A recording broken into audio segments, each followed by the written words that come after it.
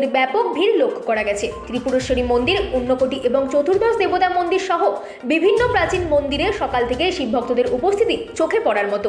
ভক্তরা উপবাস পালন করে দুধ, জল, বেলপাতা ও ধুতুরা দিয়ে মহাদেবের আরাধনা করছেন। মন্দির চত্বরে ধর্মীয় সঙ্গীত, কীর্তন এবং প্রসাদ বিতরণেরও আয়োজন করা হয়েছে। ভিড় সামাল দিতে প্রশাসনের পক্ষ থেকে কড়া নিরাপত্তা ব্যবস্থা নেওয়া হয়েছে। পুলিশ ও স্বেচ্ছাসেবীরা মন্দির প্রাঙ্গণের শৃঙ্খলা বজায় রাখতে কাজ করছেন। কোথাও কোথাও স্বাস্থ্য শিবির ও পানীয় জলেরও ব্যবস্থা রাখা হয়েছে। শিব চতুর্দশী উপলক্ষে আগামী কয়েকদিন ধরেই রাজ্যের বিভিন্ন প্রান্তে ধর্মীয় উৎসবের আবহ বজায় থাকবে বলেই জানা গিয়েছে। Bureau report, রাতদিন news network.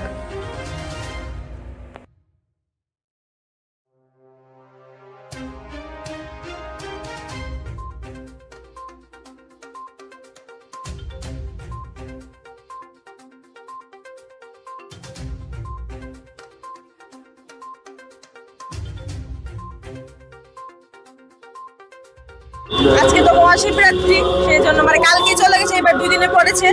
তো সেই জন্য আজকে সবাই মনে বাসনা পূরণ করার জন্য বাবার কাছে আসে, সেই জন্য এসেছি।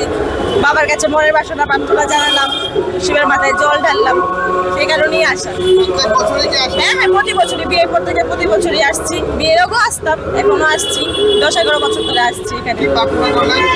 সেটা তো কি করে বলবো, তাহলে তো বাবা শুনবেন না।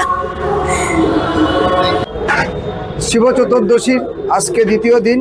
গতকালকে বিকাল 4:30 হতে লাগছে, আজকে 5:34 পর্যন্ত তিথিটা আছে।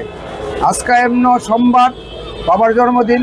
এই উপলক্ষে আজকে শিব চতুর্দশী এবং বাবার জন্মদিন উপলক্ষে ভক্তরা খুব ভিড়, সকালবেলা থেকে এখানে ভিড় হচ্ছে। চতুর্দশী উপলক্ষে স্নান করা আছে, কেউ সোমবার উপলক্ষে স্নান করাচ্ছে। এভাবে চলছে, সারাদিন চলবে, বিকালবেলা পর্যন্ত এই ঠাকুরের পূজা অর্চনা চলবে। বিশেষ পূজাতে কি প্রার্থনা করা হবে?